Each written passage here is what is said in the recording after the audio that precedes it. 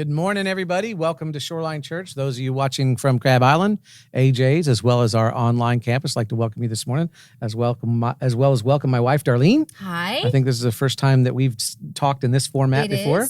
It so is. I'm glad that you're here with me this morning. And Thanks. It's good we got to spend the last month on vacation for celebrating our anniversary. We had a staycation. It was a lot of fun. It was very good, very fun, and very fun. A lot of fun. That's better. Yeah. I talked about this last week, just how much things have changed in a month. Oh yeah. You know, I mean, I don't have to remind anybody how challenging it's been the last 5 months, and for some people, brutal. You know, maybe financially or mentally, socially, maybe your relationships are suffering. And so we're all kind of trying to pick up the pieces and move forward the best we can, trying to navigate what's going on because things are so different now. I mean, in fact, don't you miss the good old days? Who misses the good old days? Good old days. You know, January and February. 2019. Yeah, 2019. The good old days when you could travel and make plans and go places and go to school, send your kids to school and play sports and go to church. Man, things have changed, haven't they? You know, I've heard so many times that I hear it all the time. We're living in unprecedented times. Yeah. This is an unprecedented season.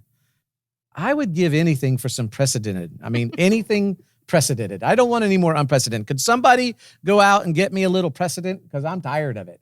You know, and it just seems like people are tense. People are unsure. People are easily agitated. I know I can be agitated. I know one of our friends works in a restaurant. She says this is the worst season that she's ever seen with customers just being tense really and difficult stuff. Yeah. And people are terrified. They're lacking confidence in the future, lacking direction.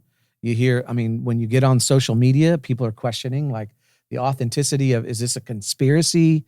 Is there somebody behind this? Who can we trust? You know, which news agency is telling us the truth? And I think because of that, many people just have a deep sense of disconnectedness, they just feel hopeless. And I think one of the toughest ones that I've heard it's been very common in the last 5 months, has been this feeling of isolation. And isolation can be very destructive. Isolation can cause you to feel hopeless, cause you to feel alone. It can cause you to slip back into destructive habits that you maybe got rid of at one point, or bad rhythms. And so a lot of people, I think, in this season would kind of just say, it's just not, life is different than the way I thought it was going to be. It's just not turning out the way I thought it was going to turn out. Things just don't feel right. There's like a heaviness, an uneasiness. Have you noticed that? Oh, yeah. And I know, too, that the stats are showing that mental health issues are just way on the rise. I think that people are just experiencing isolation in so many different ways that I don't even know that everybody can even relate to each other. Yeah. Because you've got people that maybe they were working in an office and they loved it. They loved to just go in and rub shoulders with the people that they work with. And now they're having to work from home. And that's like really, it's difficult. Sometimes it's not motivating, I know our kids who are some of them are younger adults. They work in the service industry and they don't know from week to week, am I going to be working or am I going to be at home for a while? Am I going to get to go back to work or what? It's just changing constantly. Also thinking about those who have homeschooled. Yeah. For a while, like you get to homeschool and it's really exciting. Homeschool. Yeah. It's almost like you guys, it's like an extended spring break into summer, but now things could be going back. And if they are, it's really strange the way they're handling everything. People are feeling really uncertain.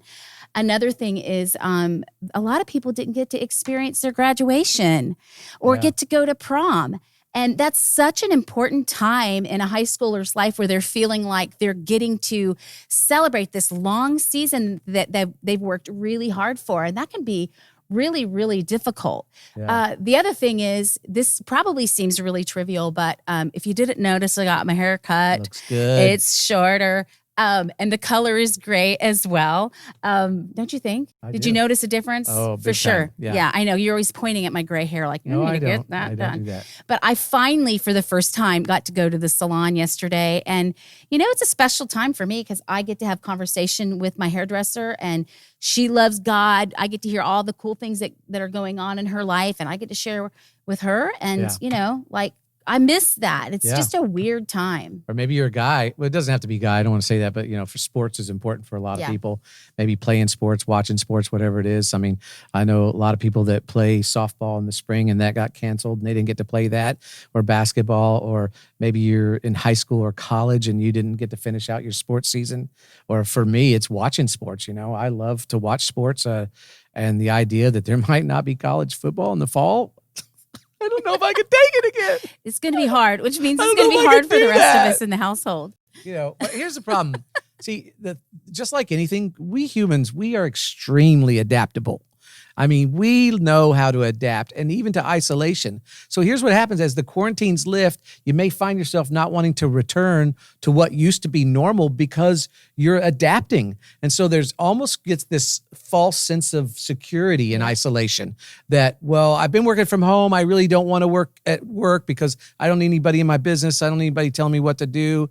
And then the danger with that is that I'm not accountable. And so when things start to get back to normal, we find ourselves resisting the community that we once had because we've adapted. Yeah, it's interesting because although people have experienced many different levels of isolation, I think that a lot of people have adapted in the same way to isolation. So I wanted to give a definition of isolation for today. Okay. And that is that isolation is dealing with life's circumstances apart from the input of others. That just sounds dangerous, doesn't it?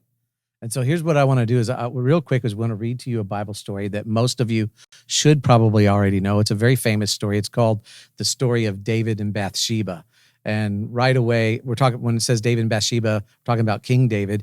And right away, it's really an unfortunate title because if you've ever been told, God doesn't remember your sin, this tells you that's not true because God recorded David's sin, and here we are thousands of years later reading it.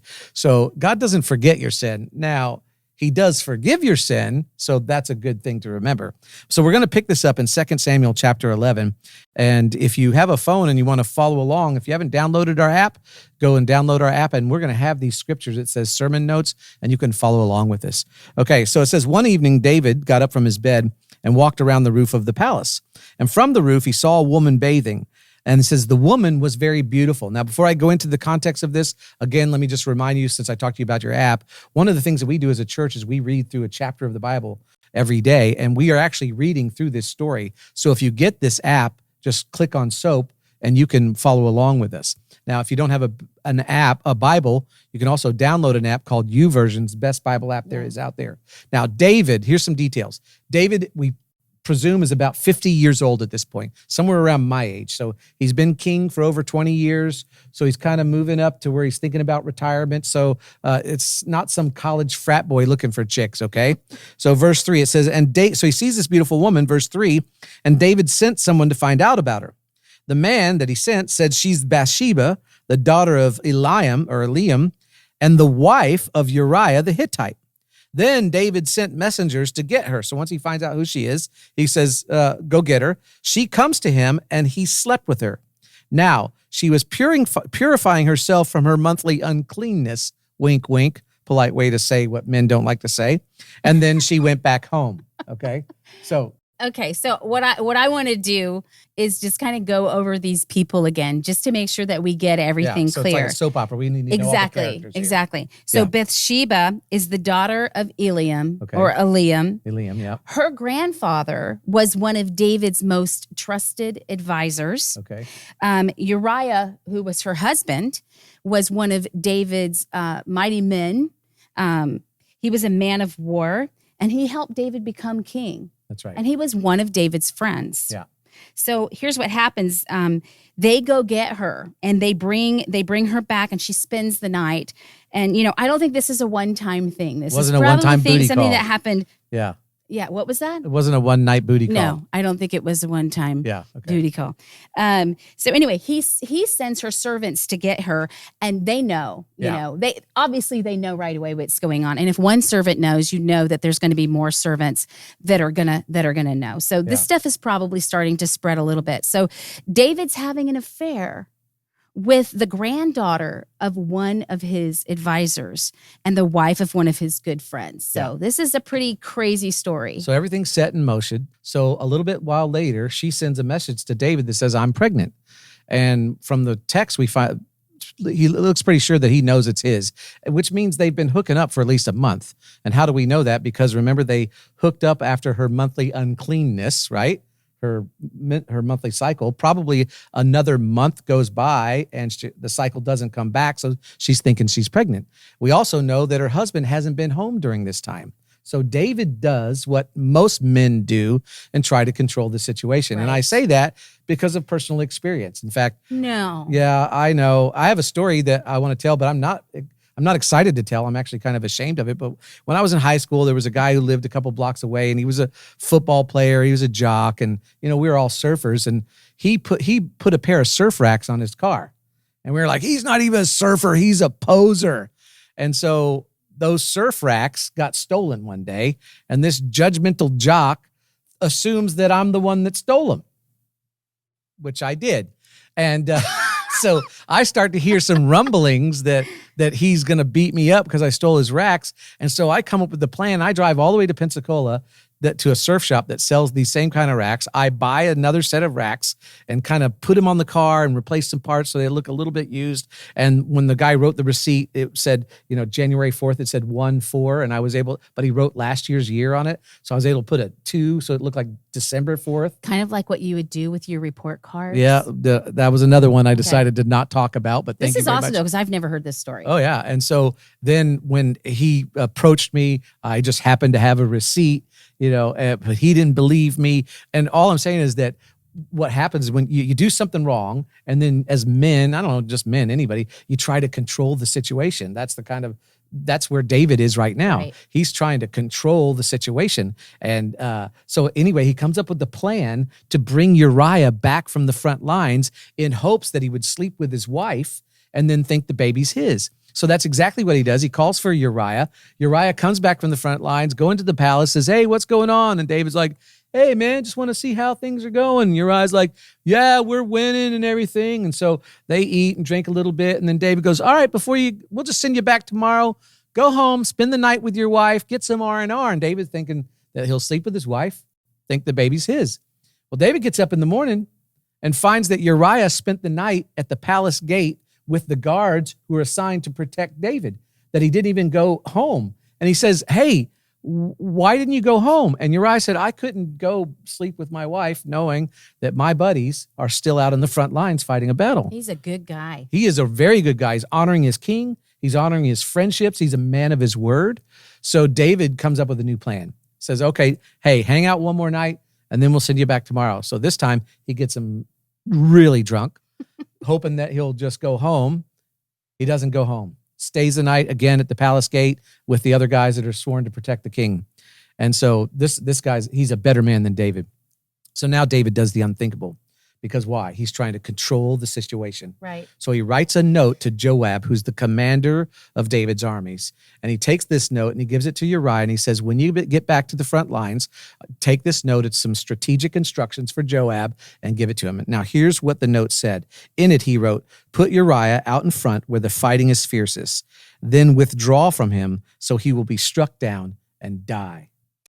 This is so crazy because it's like the craziest soap opera ever, yes. Right? This is, and what's really, really crazy is that Uriah ends up having to deliver his own death sentence. That's right. That's just absolutely heartbreaking. And at this point, people know, like everyone's starting now to Joab know. knows. Joab knows. Everybody knows. Yeah. And so, sadly, this is going to do some damage on David's life for sure. And so what we need to know is that David permanently undermined his credibility and moral authority with his adult children. That's right. At this point, he completely lost all credibility with his kids. And they knew. They could see everything that was going on. And David thinks he's controlling the situation, and yet everybody is finding out about it. Yeah. So they pull back. Uriah is killed in battle. And so after a time of mourning, Bathsheba goes through a time of mourning, David brings her into the palace and takes her as his wife. And not too long after the wedding, lo and behold, she gives birth to a child. Yeah, the baby was early. Really, David? 4 months early, and he looks pretty healthy. He lays in at 9.8 pounds, right? But people knew. His kids knew. His kids are like, come on, Dad, who are you kidding? We know what happened. You could have had any woman in the kingdom that you wanted. In fact, you already had a bunch of kids with a bunch of different women. But no, you have her husband, who's one of your good friends, you have him killed because you're about to be caught having an affair with her. And everyone else knew about it. And now you're trying to get us to believe this junk about the babies born early. See, David lost something that he could never, ever get back. He lost his credibility. He lost his credibility with people. He lost his credibility with his kids.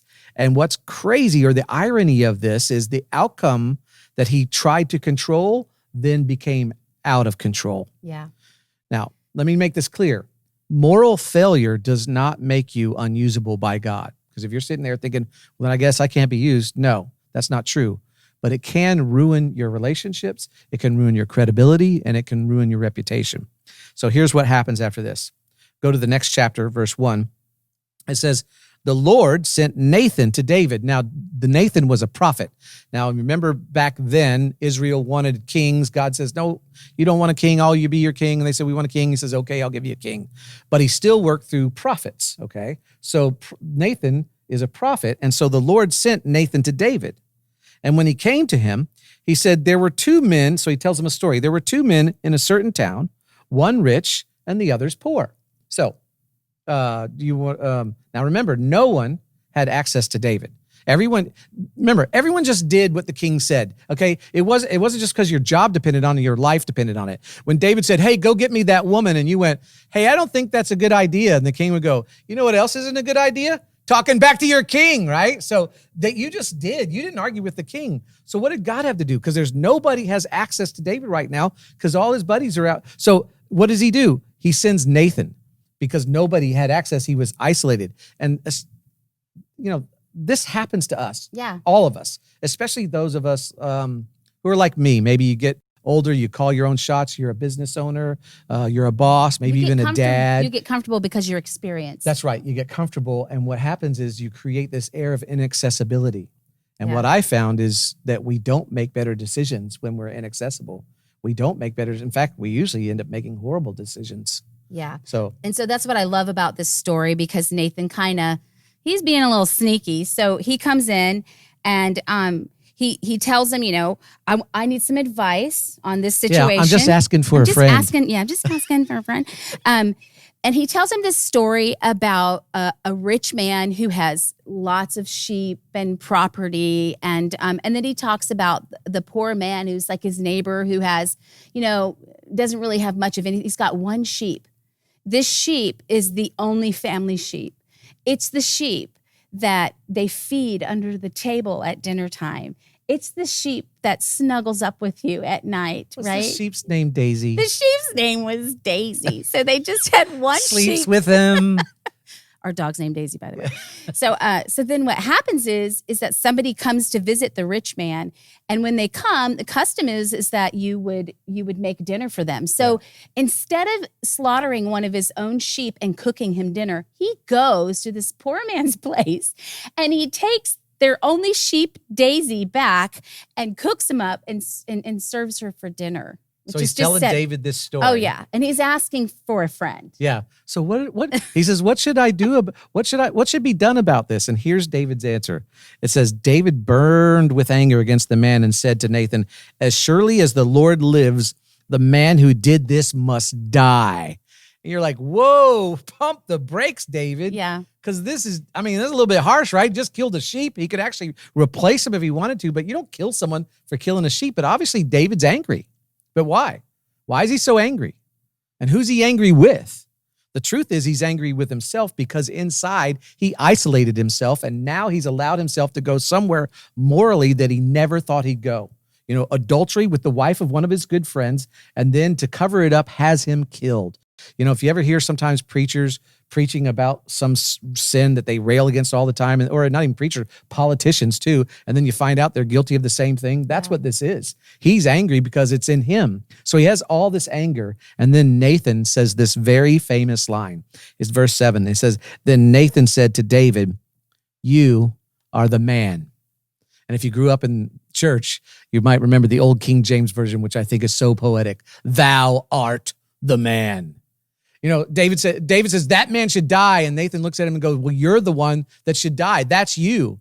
God has sent me here to talk to you about this because nobody has access to you. You could have had any woman in the kingdom you wanted, but instead you chose this one woman, the wife of your trusted friend. And now look what you've done. You've embarrassed yourself. You've ruined your relationship with those around you. You've ruined your relationship with your children. You've made a mess. Why? Why did you do this? And here's David's answer. He says, verse 9, he says, why did you despise the word of the Lord by doing what is evil in his eyes? And then David answered him. David said to Nathan, I have sinned against the Lord. So all of this is now exposed. This whole thing that he tried to control, everything is now out in the open. And God forgave him. And there's some other things that happened, but we don't have time to go into it. But our point is this. Even though God forgave him, God did not erase the consequences of his dumb, isolated, nobody tells me what to do, I'm the king decisions. Now, listen, I'm going to speak to the men for just a moment because I'm one of them and I can relate to it. I can't relate to your hair studio, hair salon, but I can relate to this. I'm at the top of this list. Every one of us have the potential to do this stupid kind of thing and pay the price from which we never, ever recover. Because David never recovered from this. Now, God forgave him, but that doesn't stop the consequences. The consequences were there to stay. See, forgiveness is easy, but the consequences are so much tougher. Because here's what happens. That baby that Bathsheba has ends up dying. And David's kids are a mess. Again, I want to encourage you to read the soap because we're going to be reading about this. David's kids are a mess. And a few years after this, one of his adult sons sexually assaults his half-sister. And David does nothing about it. Why? Why wouldn't he do anything about it? How could he?